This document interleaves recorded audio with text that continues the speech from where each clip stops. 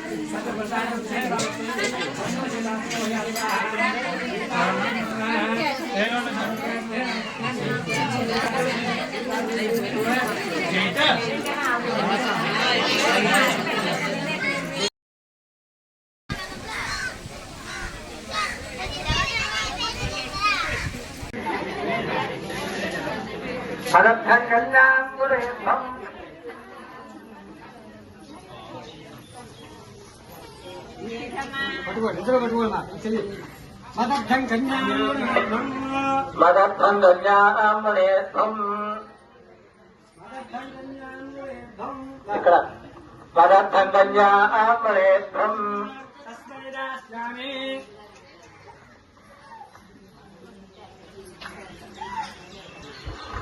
మా సప్తవాళ్ళు బయలుదేరారు కన్యను వెతకడం కోసం. కన్యను వెతికారు. వెతికి ఆ కన్య యొక్క గుణగణాలు బట్టి ముందు అక్కడికి వెళ్ళిన తర్వాత మా అబ్బాయి ఉన్నాడంటే మీ అబ్బాయి తెలిస్తే చెప్పకుండా ముందు అడుగుతారు కదా. లేదా సప్తవాళ్ళు జనక మహారాజులకు వెళ్ళి ఈయన యొక్క వంశ చరిత్ర చెప్పడం జరుగుతుంది.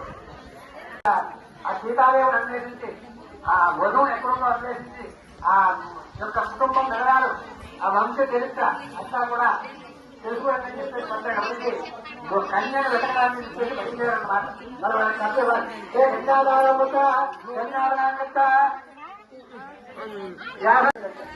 అంటారా చాలా మనకైతే పుస్తకాలు బంధువులు పెడతాం.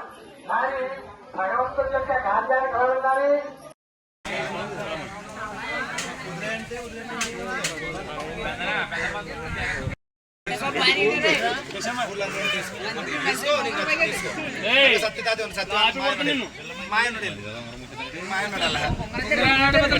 అలా అమ్మకంటారా బాబు ఇంకోటి తీసుకో.